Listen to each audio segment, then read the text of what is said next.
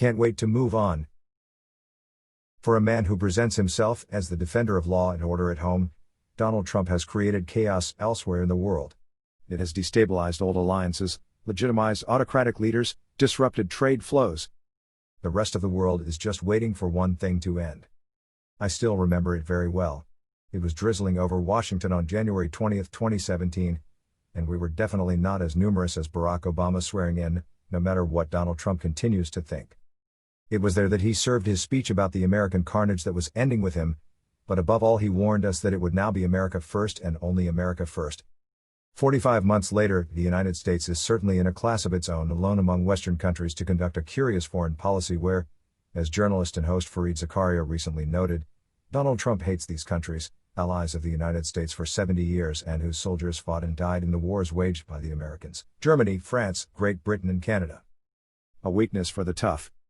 His positions amaze him himself, as evidenced by the admission made during hours of interviews granted to journalist Bob Woodward for his book Rage. It's funny, the relations that I have with foreign leaders, the harsher and meaner they are, the better I get along with them.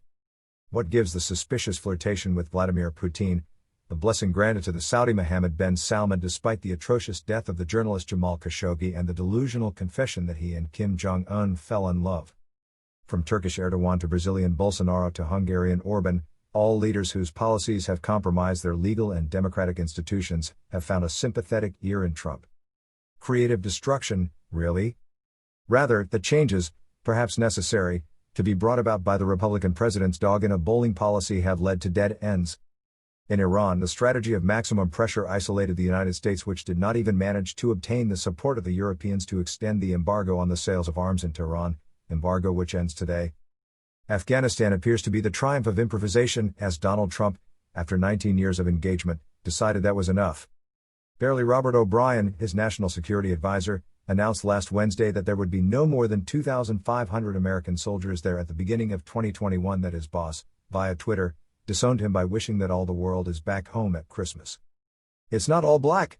There is that good deal of agreement between Israel and the Emirates of the Persian Gulf, although the Palestinians find themselves in Grishin as ahead. Otherwise, it's hard to see how Joe Biden could do worse. What we hear instead is that a simple return to calm will ring out, around the world, a huge few of relief.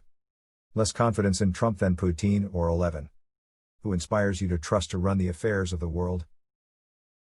Yes, confidence. Not trust. Merkel, Germany.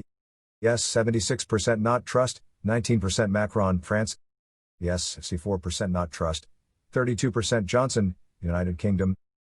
Yes, 48% not trust, 46% Putin, Russia. Yes, 23% not trust, 73% Xi, China. Yes, 19% not trust, 76% Trump, United States. Yes, 16% not trust, 83%. Countries consulted: Germany, Australia, Belgium, Canada, South Korea, Denmark, Spain, France, Italy, Japan, Netherlands, United Kingdom, Sweden. Source: Global Attitudes Survey, Summer 2020, Pew Research Center.